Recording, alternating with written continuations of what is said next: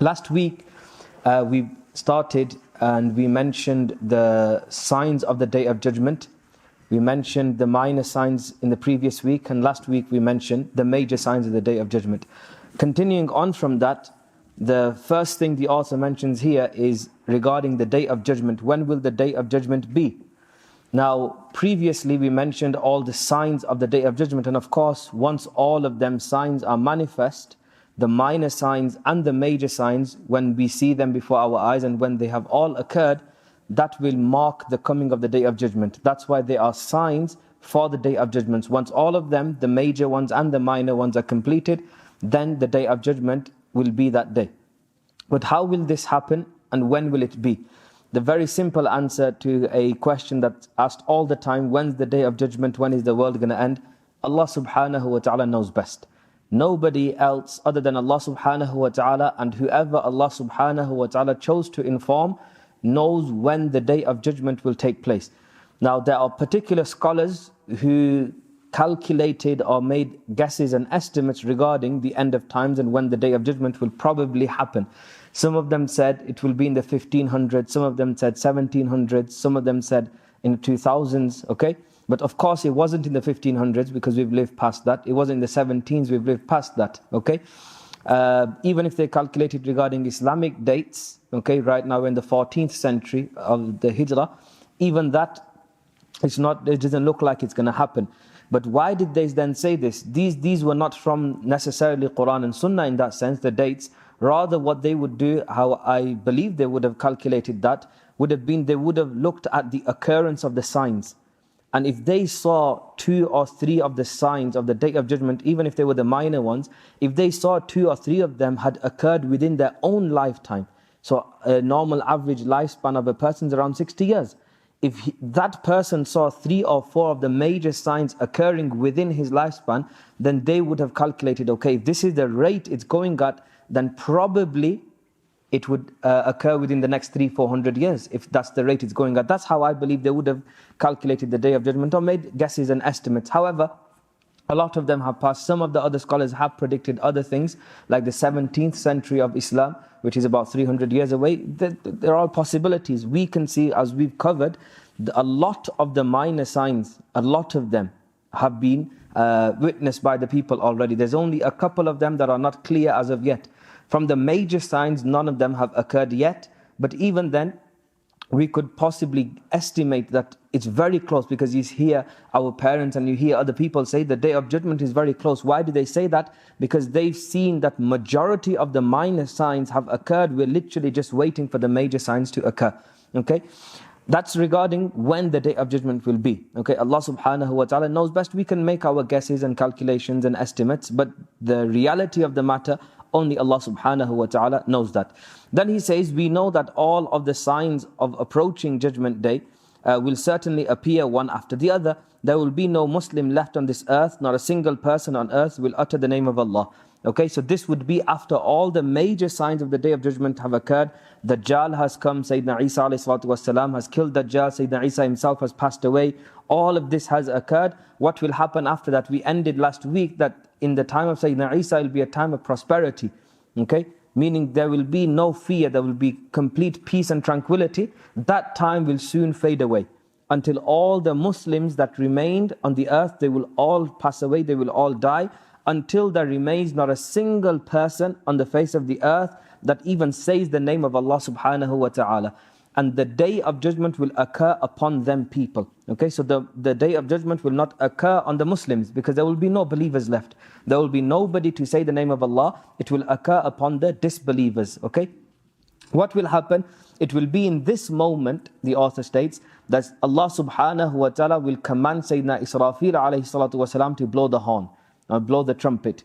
When Sayyidina Israfil alayhi salatu wasalam, we mentioned regarding him in detail in the angel section, when he will blow the horn by the command of Allah subhanahu wa ta'ala, the horn will create a sound. And the sound will begin as a soft hum, and the volume will increase until it reaches a deafening pitch. Everyone who hears it will fall down unconscious and then die.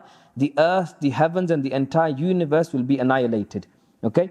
So when Sayyidina Israfil alayhi salatu wasalam blows the horn, it will create a sound. The sound will be quiet at the start, but then it will increase in its volume until the person that hears that sound, as soon as they hear the sound, they will die. They will collapse. Not only the person, rather the entire universe will perish in that moment when Sayyidina Israfil alayhi salatu wasalam blows the horn. Then after that, once every single thing other than Allah subhanahu wa ta'ala has perished, and Allah makes this very clear in Surah Rahman, that it will only be Allah subhanahu wa ta'ala that will remain, every other thing will perish. What will happen after that, after a while, or whenever Allah subhanahu wa ta'ala wills or wishes, then He subhanahu wa ta'ala will recreate or resurrect Sayyidina Israfil alayhi salatu wasalam. Okay? Sayyidina Israfil alayhi salatu wasalam will be resurrected, and he will be commanded to blow the horn again. Okay? So the first time he blew it, the world perished. Then he, Sayyidina Israfil, will be resurrected. The horn will be blown again. Thereafter, the horn, the sound that it will create, will be the signaling for the resurrection of the people. Everything will be recreated again, come into existence once again.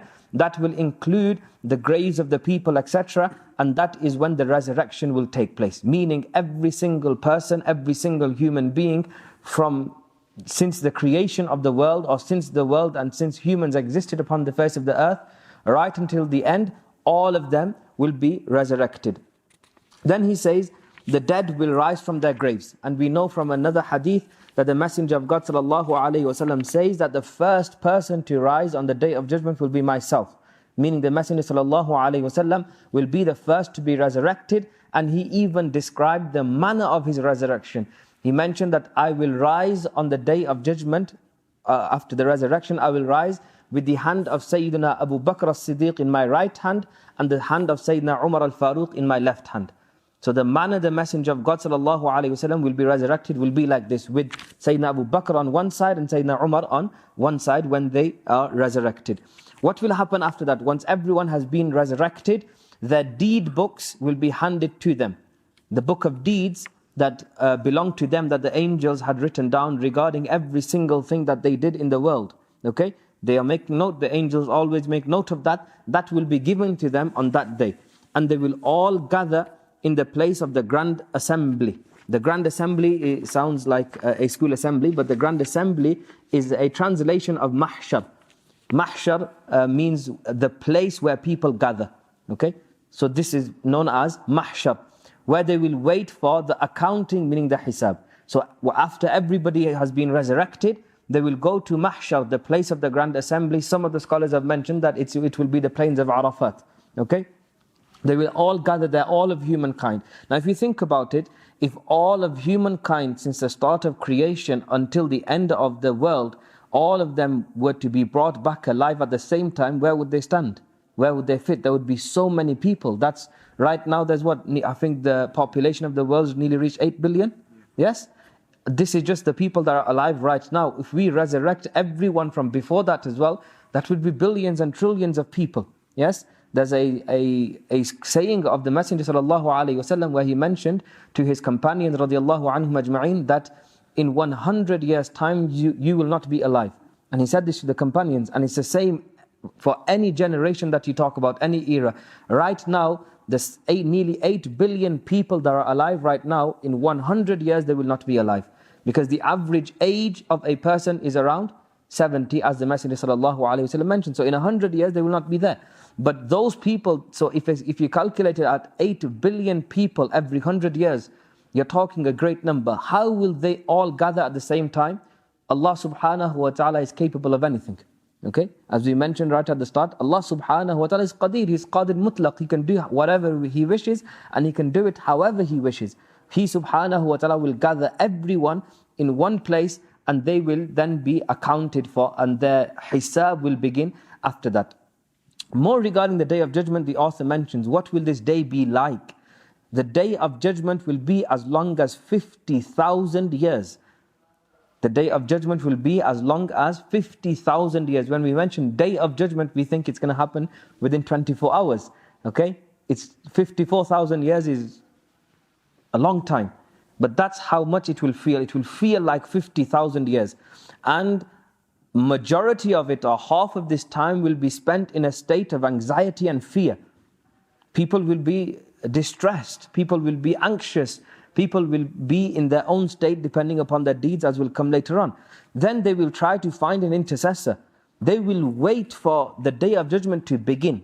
Okay, so after they've been resurrected, they will be made to wait. Nothing is happening yet. The accounting will not begin.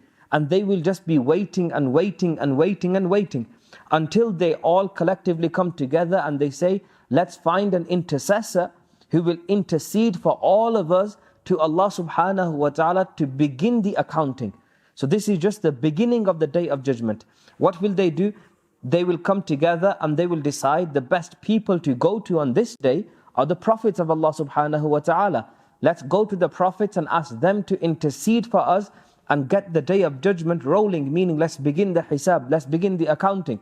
They will go to all the prophets, but they will not aid them, they will not help them. All the prophets will answer, from Sayyidina Adam alayhi salatu wasalam to Sayyidina Isa alayhi salatu wasalam, they will answer, Nafsi, Nafsi, idhabu ila ghayri. This is mentioned within the hadith of the Messenger sallallahu alayhi wasallam. They will say to him, Nafsi, Nafsi, today I am for myself. Today I am for myself. Idhabu ila ghayri. Go to someone other than me. Go to someone other than me. So the entire people that will be gathered on Mahshar, they will go to each prophet one after the other. Just for the accounting to start, all of them will say, I'm worried about myself today, go to somebody else. I'm worried about myself, go to somebody else. Until the author mentions, finally, they will come to the embodiment of light, the leader of all prophets, the mercy for the universe, our Master Muhammad sallallahu alayhi wasallam, and implore him to relieve them of this distress and intercede for them. So after going to all the prophets, they will come to the Prophet Muhammad sallallahu alaihi wasallam and present their case. And they will say, O Messenger of God, intercede for us just for the accounting to begin, just for the hisab to begin. And Rasulullah sallallahu alaihi wasallam, the Messenger sallallahu alaihi wasallam will say to them, I am present for this very purpose. Ana laha, ana laha. So every other prophet would reply, go to somebody else. But the Prophet will say, ana laha, ana laha. I am for this very purpose. And will then bow down in prostration to Allah subhanahu wa ta'ala. This is all mentioned within a lengthy hadith. Then the Messenger of God sallallahu alayhi wa sallam will prostrate to Allah subhanahu wa ta'ala. And Allah subhanahu wa ta'ala will reply to him, O Muhammad, raise your head, speak and you shall be heard. Ask and you shall be granted. Intercede and your intercession will be accepted. Meaning Allah subhanahu wa ta'ala will say to the Messenger of God, ask for whatever you want today. This again shows the honor and the greatness of the Prophet sallallahu alaihi wasallam, not only in this world, rather even on the day of judgment. Then the Prophet alaihi salatu wasalam will ask Allah subhanahu wa ta'ala to begin the accounting, begin the hisab, and begin the proceedings of the day of judgment. This is known as shafa'ah of the Messenger sallallahu alaihi wasallam. The reason why it's mentioned here is because it's a crucial part of our aqeedah. Shafa'ah means intercession. The Arabic word is shafa'ah. The English is intercession. The intercession of the Messenger sallallahu alaihi wasallam is a key component of our belief. We believe that on the day of judgment, the Messenger sallallahu alaihi wasallam will be granted a shafa'atul kubra, meaning the great intercession. What is the great intercession? This is the start of that great intercession. That on that day, when nobody will aid anybody, on that day, the Messenger sallallahu alaihi wasallam will intercede for every single person. For every single person, whether that be the Muslims, the non-Muslims, the believers, the disbelievers, the black, the white, the pink, the orange, whatever, it doesn't matter. Every single person will receive that intercession of the Prophet ﷺ on that day. And he will intercede for them. The day of judgment will then begin after that. What will happen? They will all be anxious for the accounting to begin and for their deeds to be weighed and their final destination to be announced. Everybody will be waiting for that. The accounting will now begin. So after the intercession of the Rasul sallallahu alaihi wasallam, the accounting will take place. The accounting, the Arabic word for that is hisab. Okay? So after the shafa'ah will be the hisab. So if you learn the Arabic terms or even the English terms and learn them in a particular order, you'll have a good understanding of the proceedings of the day of judgment. So after the shafa'ah, after the intercession, then the hisab, the accounting will begin. That's when the accounting will take place. What will happen in the accounting? What is the accounting? The accounting will now begin and the scales will be placed. The Arabic word for scales is mizan. Okay, we hear this, the mizan will be placed, meaning the scales where the deeds of the people will be weighed, those will be brought out. Deeds, good and bad, will be weighed. every person will be given his deed book, his book of deeds. Their mouths will be sealed, and their hands, legs, and other parts of the body will bear witness against their own selves.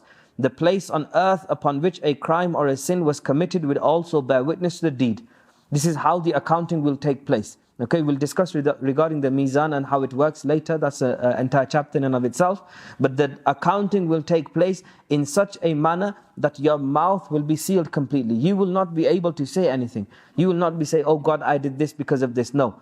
Your mouth will be sealed, will be shut.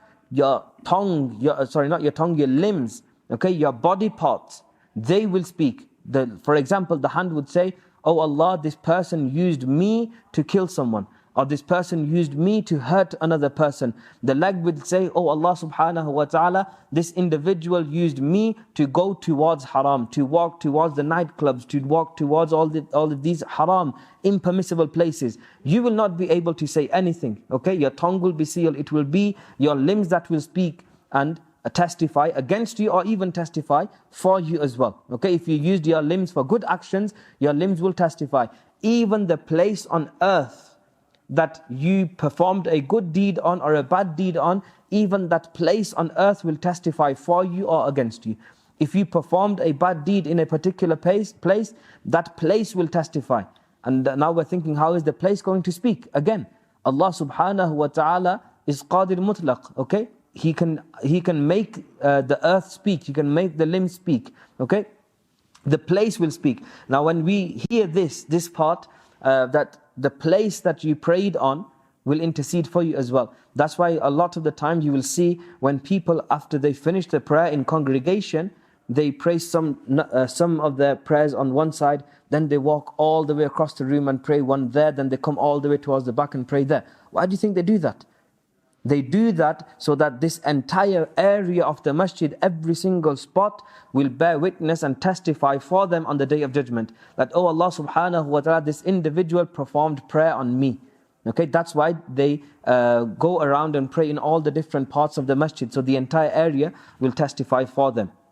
This will be the accounting. After this, after the accounting, whilst the accounting is taking place, those that have their good deeds, okay, they're okay. But those that do not have many good deeds and they have a lot of bad deeds, what will happen? In that hour of need, only the beloved of Allah sallallahu alaihi wasallam, the comforter and giver of aid to the helpless, the chosen one, our master Muhammad sallallahu alaihi wasallam will help. He will help those people who have more bad deeds than good deeds. As he mentions in a very explicit narration, shafa'ati li ahli al-kaba'ir, that my intercession is for those who have major deeds, major misdeeds, major evil deeds. Those people who have more bad deeds than good deeds, my intercession will be for them. How will that be? He sallallahu alayhi wasallam will intercede for his followers, the people from his nation and community, without being held to account. Many believers will deserve to go to hell. They will be saved because of the intercession of the Rasul sallallahu alayhi wasallam. Because the criteria, as I mentioned last week, the criteria to enter Jannah is faith. Okay, not good deeds. And I mentioned as well previously why we do good deeds. Okay, so these will be believers, these will be Muslims, they will possess faith, but because they had so many bad deeds, they will have to go into Jahannam, yes, clear themselves of the evil that they did, then they will be placed into Jannah. Because the criterion is faith and iman that is found within them. But through the intercession of the Rasul sallallahu alaihi wasallam, those believers that were deserving to go to the hellfire first, to cleanse themselves, they will be completely forgiven, completely cleansed, and they will enter directly into Jannatul Firdaus. They will enter directly into Jannah. This will be through the intercession of the Rasul sallallahu alaihi wasallam. Then he mentions that those believers who have already entered hell, so some of the believers will have already been placed into hell, they will be removed from the hellfire and placed into Jannah through the intercession of the Rasul sallallahu alaihi wasallam. Then he says, other prophets, other messengers, companions, martyrs, scholars, awliya, the men of God, okay, these prominent individuals, the pious servants of Allah subhanahu wa ta'ala, they will also intercede. Okay, so the intercession of the Rasul sallallahu alaihi wasallam is the great intercession.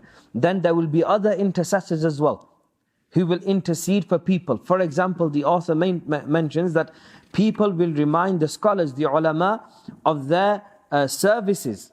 And they will say things like, for example, if a person had served a scholar by fetching water for his ablution, he will remind him of that service, and the scholar will forward his request for intercession. This is again mentioned within the narrations of the Messenger ﷺ, that on that day, because you will be drowned in your own misdeeds, on your evil deeds, you will find anybody that you did a favor to or you did any good to, you will find that person and say, "Oh person, intercede for me to Allah that I did this for you in the dunya.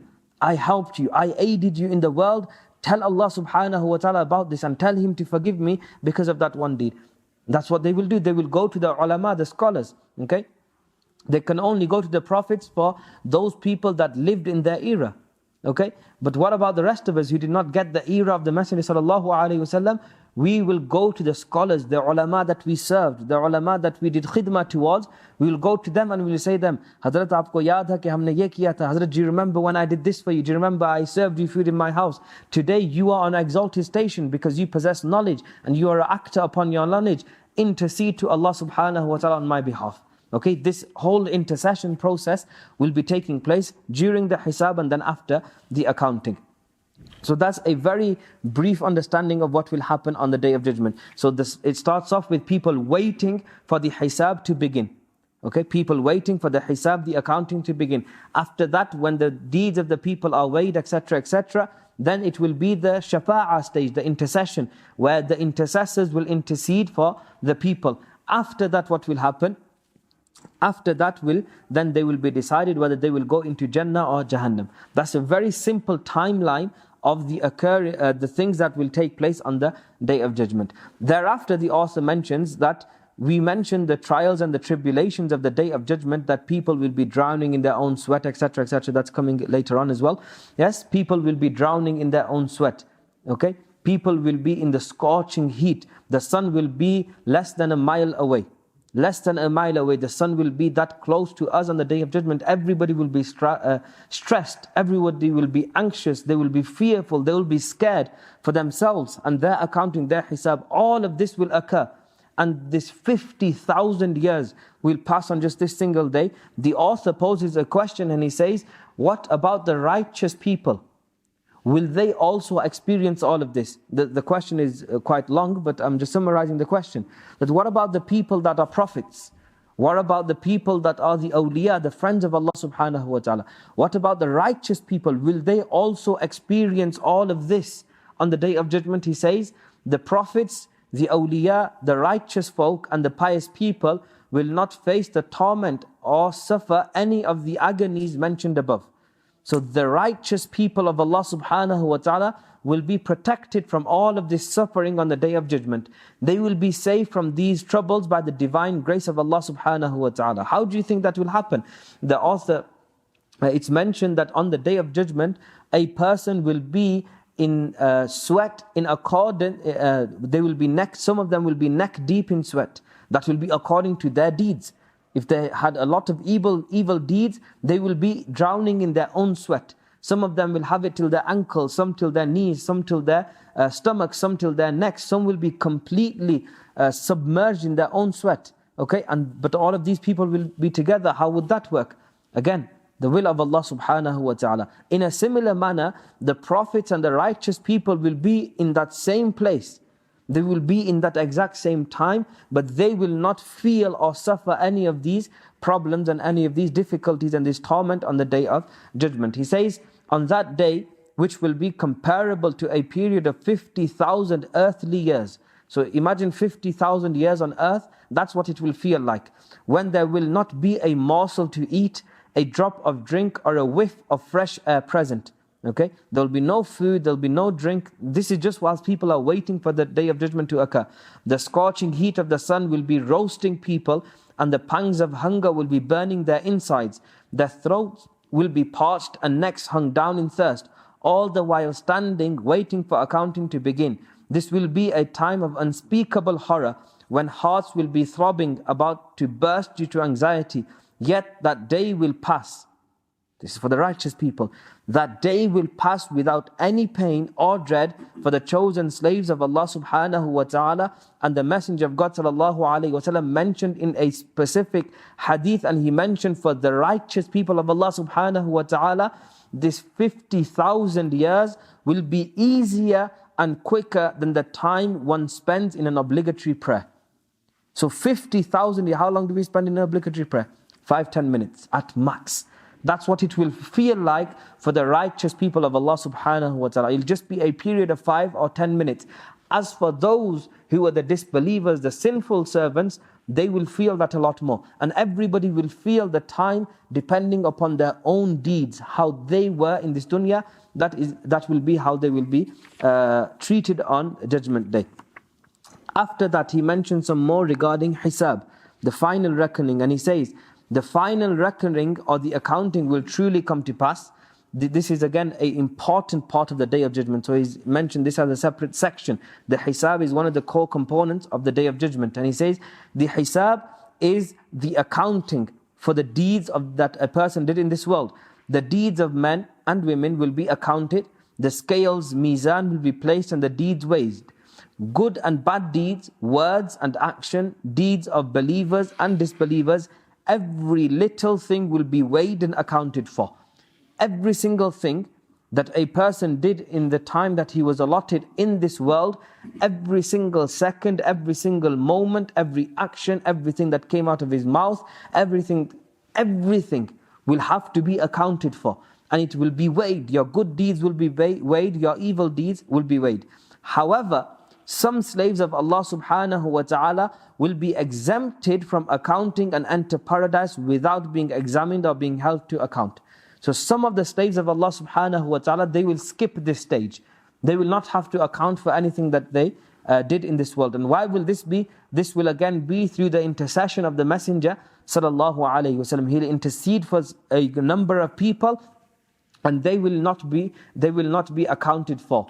Okay, they will not go through the stage of the hisab, rather they will go straight into Jannah. Every person will be given their book, their deed book by the scribes, the angels. As we mentioned, the angels are allotted to write down all the good and bad deeds that you did. They will be given that, you will be presented that book on the Day of Judgment. Righteous and pious people will be given their deed books in their right hand. Evil and corrupt people will be given their deed books in their left hands. Okay, this is one of the du'as that you make whilst you're performing wudu. Some of the scholars mention this du'a, that when you perform wudu, make the du'a whilst you're washing your right arm. Make the du'a that, oh Allah, grant me my book of deeds in my right arm. And when you wash your left arm, you make a du'a, oh Allah, do not give me my book of deeds in my left arm. Of course, majority of the time you'll be in the bathroom, etc. So don't make it out loud, but make it in your head. Okay, why would you make this dua? Because whoever receives their book of deeds in their right hand on Judgment Day, they will be a righteous person. Whoever receives it in the right hand would be a righteous person, a pious person. Whoever receives their book of deeds in their left hand, that person will be corrupt and evil. And this is mentioned in multiple verses throughout the Quran. So that is the hisab. After that, so what have we done now? The Day of Judgment. Then after the hisab, before the hisab will be the shafa'ah, the intercession. After that it will be the hisab. After the hisab, then we talk about the bridge, the sirat. Okay, we talk about the sirat, and this is mentioned within the Quran and the hadith of the Messenger sallallahu alaihi wasallam. So what is this sirat? So after the accounting has taken place, what will happen? There is a bridge. There is a bridge placed upon hell, which is called sirat. So when people ask regarding the location of the bridge, there's some different opinions, but the majority opinion is that the sirat, the bridge that every single person will have to cross on the Day of Judgment, is placed upon the hellfire. So below the bridge is the hellfire, and across the bridge is Jannah. Okay, below the bridge is the hellfire, across the bridge is Jannah. This bridge is thinner than a strand of hair and sharper than the edge of a sword. This is what the Messenger ﷺ mentioned, that it's thinner than a strand of hair. So if you take a hair from here, you can just about see it. That's how thin the bridge is. And it's sharper than the edge of a sword. Okay? Every person will have to cross this bridge, and the manner and speed of their crossing will be according to their good or bad deeds. every single person will have to cross this bridge.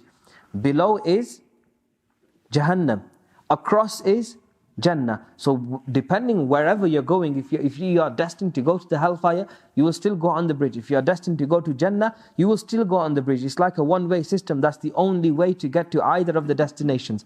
What will happen? Some among the righteous and pious individuals, they will cross this bridge, which is thinner than a strand of hair and sharper than the edge of a sword. They will cross the bridge like a flash of lightning, meaning you will not even see them go. That's how quick they will go.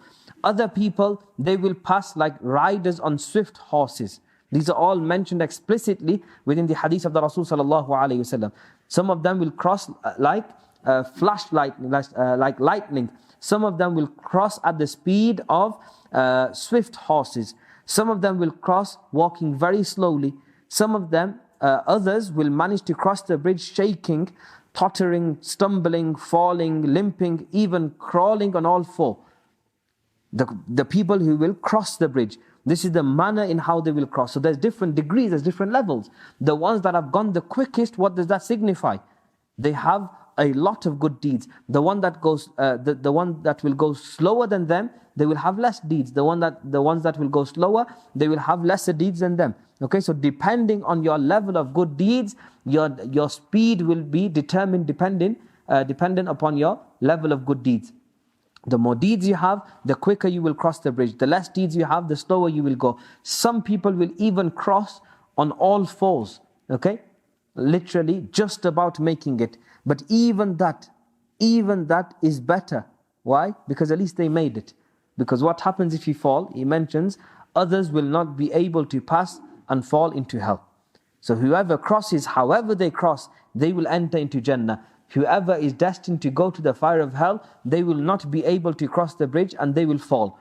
Disbelievers will not be able to cross and will look longingly at believers as they pass over the bridge as fast as lightning or like a swift breeze or a rider on a fast horse, and will rue in their own fate. Meaning they will be disappointed in their own self when they will see that it's all the disbelievers that are falling off the bridge. However, the believers, they are going on and they are able to cross the bridge and they are entering into Jannah. They will be disappointed in themselves. But that's why Allah subhanahu wa ta'ala mentions all of this. That's why the Messenger sallallahu alayhi wasallam mentioned all of this, that this will be the state of the disbelievers. Why would the Messenger sallallahu alayhi wasallam mention that? He will mention that so do not be disbelievers. Believe in Allah subhanahu wa ta'ala, do good deeds, so you are protected from all of these things. This is regarding the Sirat and what that will be like. Then there is another major component on the Day of Judgment, which is the Hawd Kawthar, the pool of Kawthar, or the fountain of Kawthar. This again is mentioned within the Quran, one of the interpretations of Surah Kawthar. Inna a'tainaka al-Kawthar, that, O Messenger, we gave to you al-Kawthar. Some of the scholars interpreted that al-Kawthar refers to that fountain or that pool that will be given to the Messenger sallallahu alaihi wasallam on the Day of Judgment. It's been explicitly mentioned within the hadith of the Rasul sallallahu alaihi wasallam. What is mentioned? It's mentioned that the Kawthar, this is a pool of water whose floor is laced with musk and diamonds and pearls. So the floor and the surrounding area of the Hawd, the pool of the Messenger sallallahu alaihi wasallam, is laced with musk, diamonds and pearls. The walls of this pool are made of gold and pearls embedded in them.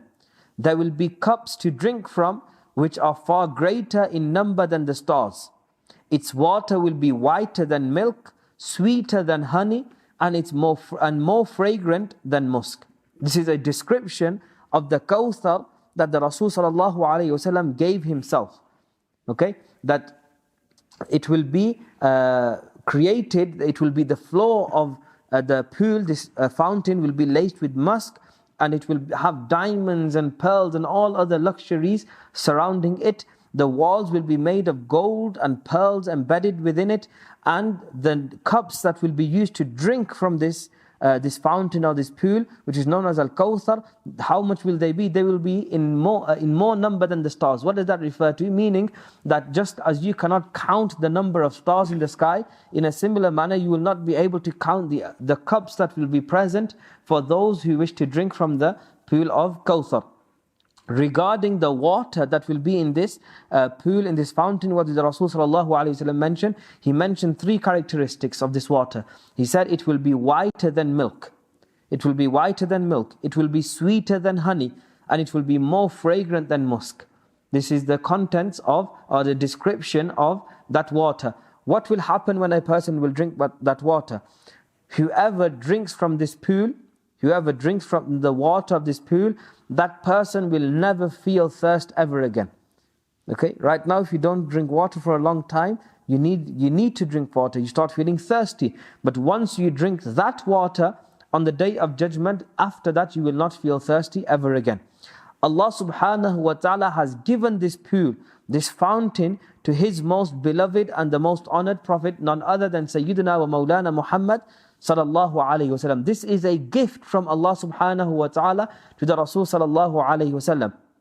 And he will be the person, the Prophet sallallahu alayhi wasallam will be the one who will distribute water from this pool and this fountain to his followers. We beseech and we make dua to Allah subhanahu wa ta'ala that He makes us from amongst those who get to drink the water from the Kawthar with the hands of the Messenger sallallahu alaihi wasallam. That is a dua, and that is something that every single believer should desire, that we drink the water from this pool from the hands of the Rasul sallallahu alaihi wasallam. That's regarding al-Kawthar. It's mentioned in other narrations that the Rasul sallallahu alaihi wasallam mentions that he will be the person that will be giving the water. Okay? In other narrations it's mentioned that the Rasul sallallahu alaihi wasallam will appoint his companions. He will appoint, for example, Sayyidina Abu Bakr, Sayyidina Umar, Sayyidina Ali, Sayyidina Uthman radiyallahu anhum ajma'een. He will appoint them and they will be the guardians. Okay, that they will stand at each corner of the Hawd and they will be the ones that will be feeding the people or making them drink the water. But that is regarding the Hawd al-Kawthar. After that he says, he has a couple of questions, a couple of important questions. He says, where will people go after the hisab? Okay, so we've just done the hisab. Where will people go after that? The Muslims will of course go to Jannah, and the disbelievers, they will go to hell. Okay. Then he says, will every Muslim go to paradise and every disbeliever go to hell? And how long will they stay there? These are some important questions, even though they sound quite easy.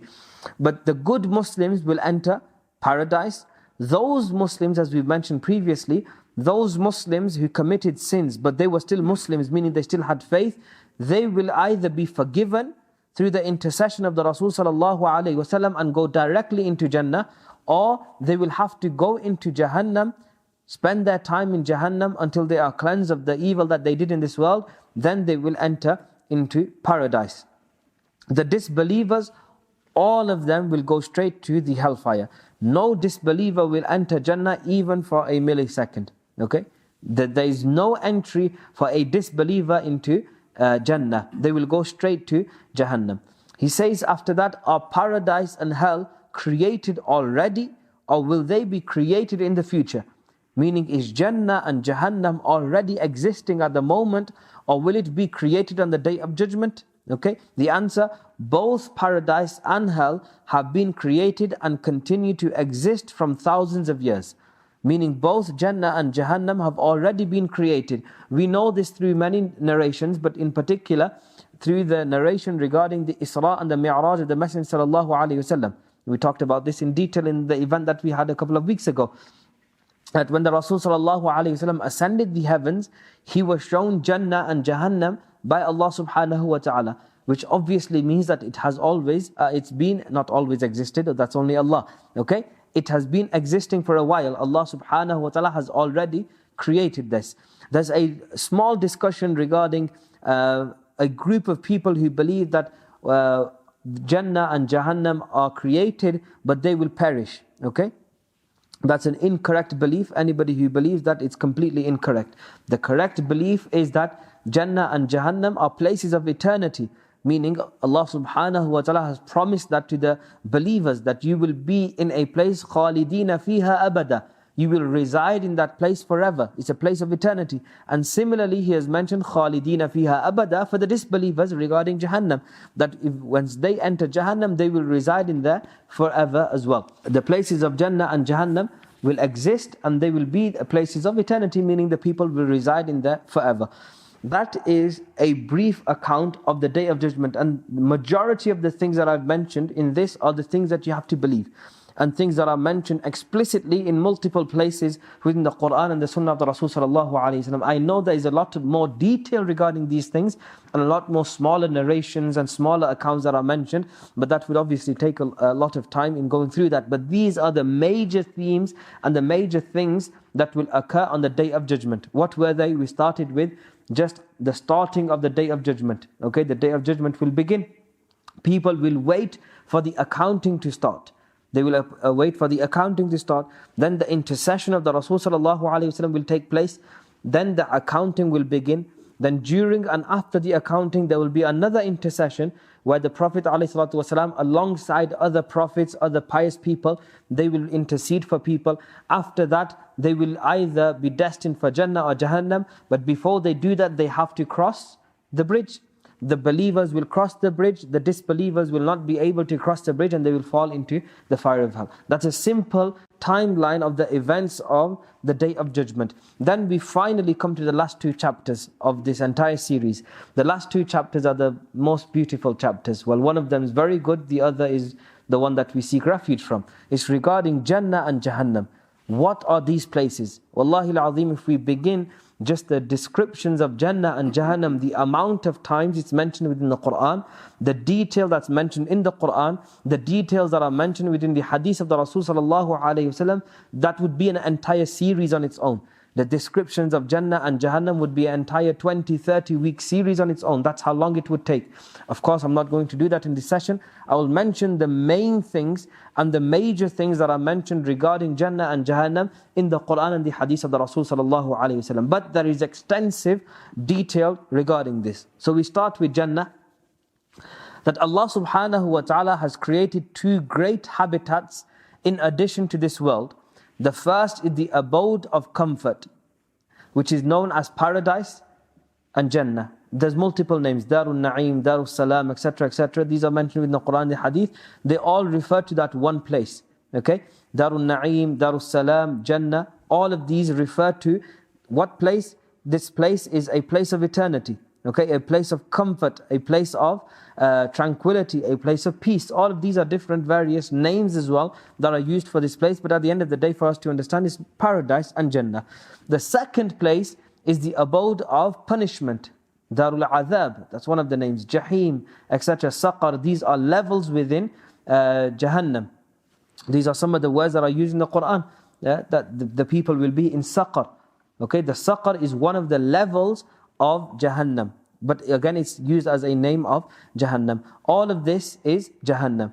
Paradise, however, is a house of comfort that Allah subhanahu wa ta'ala has created for believers and has placed innumerable and a variety of pleasures and luxuries in it that are beyond human imagination. So in one hadith, the Messenger of Allah sallallahu alaihi wasallam said that your Lord has prepared for you. And your Lord says that I have prepared for my believers, my servants, what? مَا لَا عَيْنٌ رَأَتْ, something that the eye has never seen. وَلَا أُذُنٌ سَمِعَتْ, something so extravagant and so great that no ear has ever heard about it.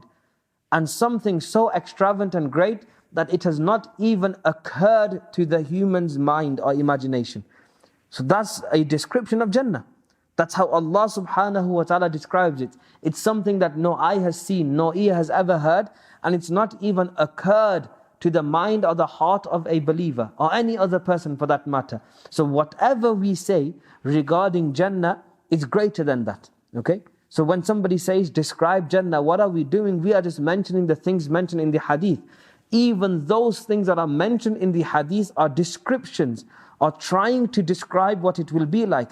Even then, they are not complete descriptions because we can never perceive or even understand or comprehend what is prepared for us in paradise. Some of the things that are mentioned are the luxuries, the splendor, the enjoyment, the bliss therein is so great, the likeness of which no eye has ever seen, no ear has ever heard, nor has the thought of which crossed the human mind. it is not possible to fully and satisfactorily describe it. We will be able to know more about it only when we experience it. So if somebody ever says, can you please describe Jannah? Say, I've not seen it yet. When I see it, I will be able to describe to you. Right now, it's impossible for us to mention that. The expanse of paradise is immensely great. There are 100 levels. Within Jannah, there are 100 levels. When we look at the hadith regarding the person who has memorized the Quran, it will be said to that person on the Day of Judgment, begin reciting. And as you recite, your level will increase depending on every verse or every juz, etc. that you recite. And wherever you stop, that will be your level in Jannah. So if there's 100 levels, the Hafiz of the Quran will begin reciting from Surah Al-Fatiha, and he will continue reciting, and every time he will be reciting, he will go up a level, he will go up a level, until he stops wherever he knows till, and that will be his level, that will be his station that he will remain in. And of course, the higher you go in the levels, the better the experiences. In the greatest level, of course, everybody wishes to be in the greatest level. Who's going to be in the greatest level? The Messenger sallallahu alaihi wasallam, and everyone will want to be with the Rasul sallallahu alaihi wasallam. And he says that each level is similar to that between the heaven and the earth. So the distance between the heaven and the earth now, that will be just the distance of one of the levels, and there are 100 levels. If all the people from this world, everyone who has ever lived, were to be placed in one level, there would be abundant space for every one of them. That's how great and that's how large Allah subhanahu wa ta'ala has made this abode, this place. That, as I was mentioning earlier, 7-8 billion people in every 100th century, if you do the numbers. So that's what he's saying, is all of them were to be placed in one level only, there will still be enough space for them. That's how big this Jannah or this abode is that Allah has created for the believers. The doors of paradise are so wide that a rider on a swift horse will require 70 years to reach from one end to another. And the doors of Jannah are so big that if a person was to get onto a swift horse and make a journey from one side of the door to the other side of the door, it would take that rider, that horse, 70 years.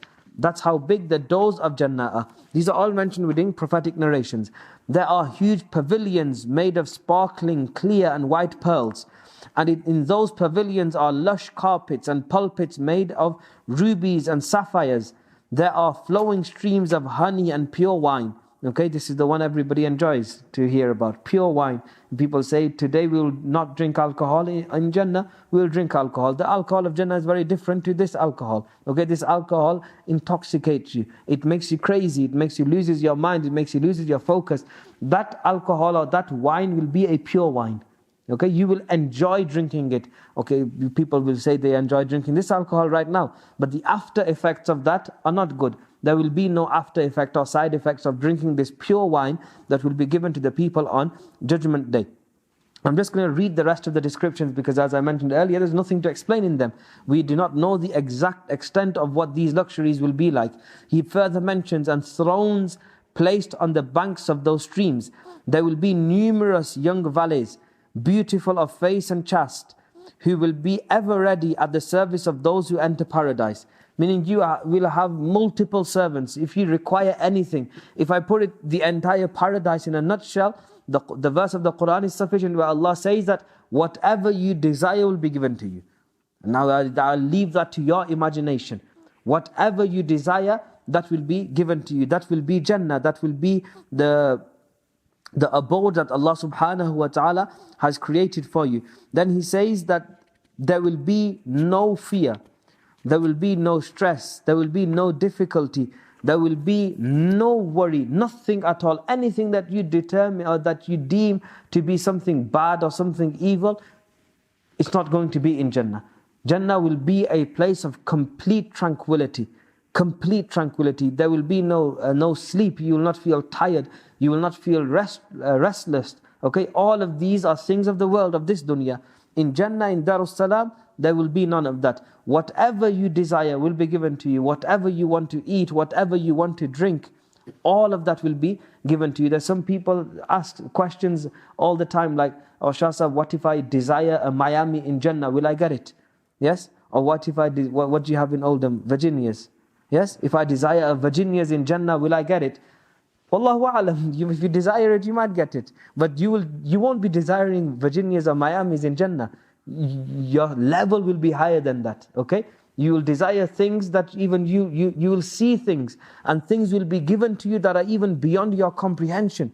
You will not even be able to understand what these things are, but that will all be given to you in Jannah. That's a very, very brief summary of what Jannah is. And we make dua to Allah subhanahu wa ta'ala that He allows us to enter Jannah. One of the greatest things that will be given to the believers who are in Jannah.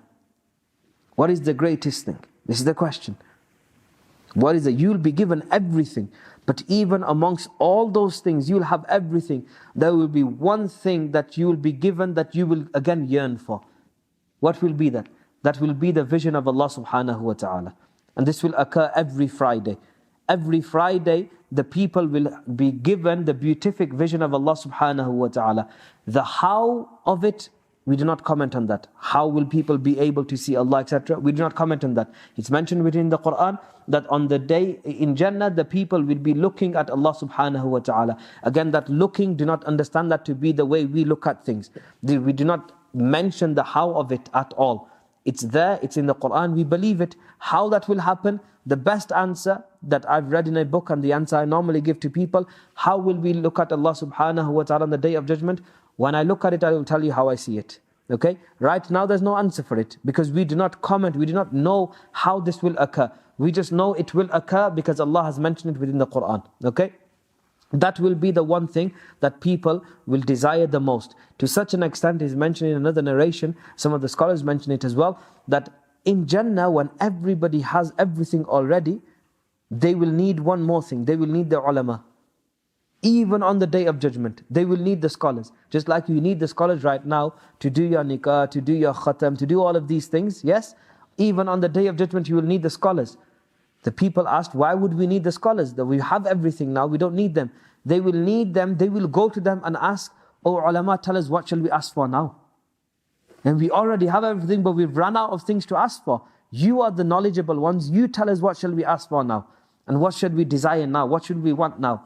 And the ulama will tell them, desire and seek the beatific vision of Allah subhanahu wa ta'ala, or seek and ask for the company of the Rasul sallallahu alayhi wa sallam. So even in Jannah, the ulama, the scholars will benefit the people even in Jannah. May Allah subhanahu wa ta'ala make us amongst the dwellers of Jannah. Then there's a brief description of Jahannam as well. And the author, for some reason, mentions Jannah first and then Jahannam, and then he ends the book after that. He wants to leave you a little bit fearful. That desire to be in Jannah, don't desire to be in hell. Why? What is hell? The hardships of Judgment Day, the horrors of which and the pain would have not yet subsided, and darkness will engulf those who are destined for hell.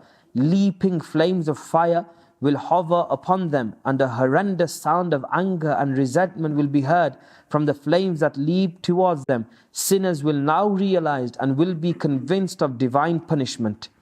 They will know now, this is Jahannam, this is what we were promised, this is what every single promise warned us against. And they told us, believe in Allah, otherwise you will have to enter Jahannam, you will have to enter the fire of hell. And they disbelieved in that. But now it will be certain and clear to every single person that it's time for our punishment, because we did not believe. The angels of torment will cry out, where is the son of so and so, who had lengthy hopes in the mundane world, in the dunya, and wasted his time in a life of sin? They will be called out, one person at a time. Where is that person who wasted his entire life in sin, in disobedience, never worshipped Allah? Where is that person? And then the angels of torment will take that person and put them into the fire of hell. The angels will have mighty and heavy maces in their hands, with which they will drive the condemned men and women towards the hellfire. This will be witnessed by the people. They will be dragged, punished whilst they are being taken to Jahannam. That's the hellfire. Hell is a place where oppressors, tyrants, wicked people will be sent for punishment, the disbelievers of them. It is a place of darkness and a blazing fire. Disbelievers will be imprisoned here forever, where the intensity of the fire will only increase. They will be given boiling water to quench their thirst, by which the upper lip will shrivel and roll upward, and the lower lip will fall down hanging.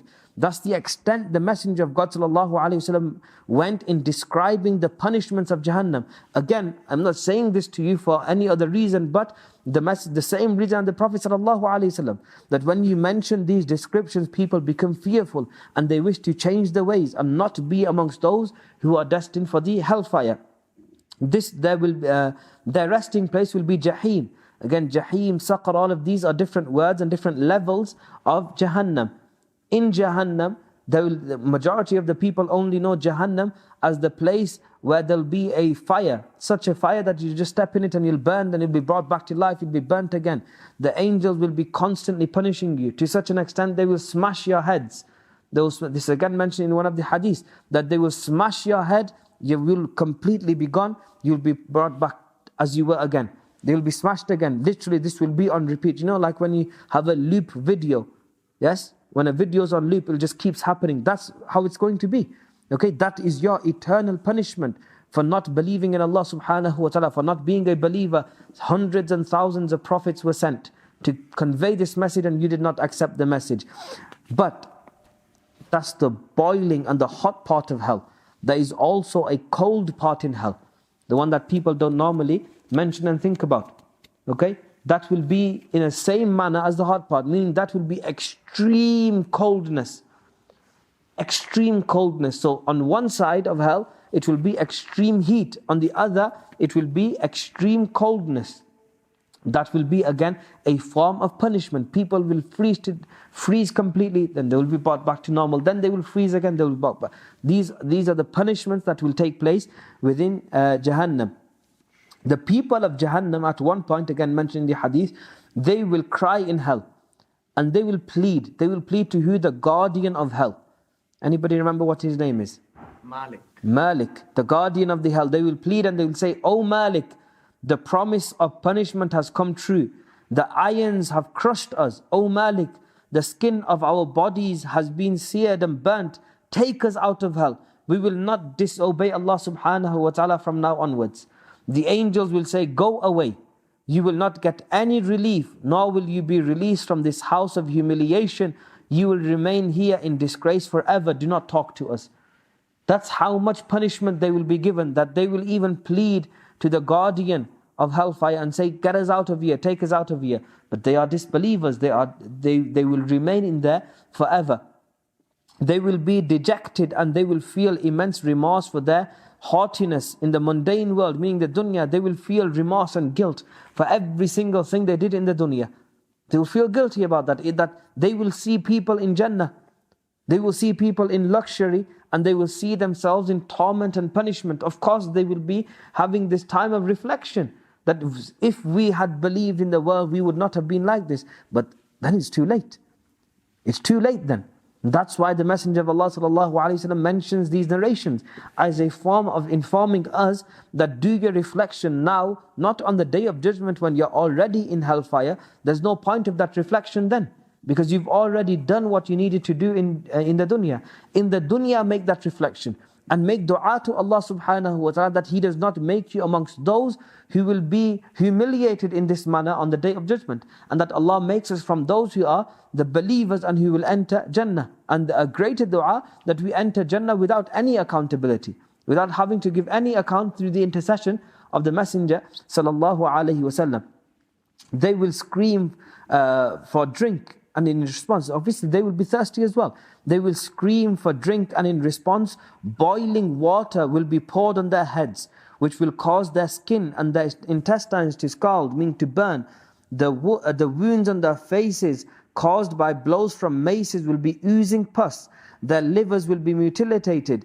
Their eyeballs will pop out, and the flesh on their faces, arms and legs will rot and fall away. But still they will not die. They will not die. They will still be like that. Their body will just be put together again, and they will have to endure that punishment again. Serpents and scorpions in hell will keep stinging them. This is a very brief account of hell. Okay, there's more regarding the descriptions of Jannah and Jahannam that are mentioned by the Rasul sallallahu alaihi wasallam. But that is just a brief account of Jannah and Jahannam. Okay, these are the two abodes that Allah subhanahu wa ta'ala has created. And that's the end destination. All of this right now, whatever we're doing is still a journey. We are musafirun, we are travelers. Okay, we are travelers. We are on working towards or moving towards our destination. And depending on what we do on this journey, our destination will be determined. And we make dua to Allah subhanahu wa ta'ala that our destination is Jannatul Firdaus, the greatest level in Jannah.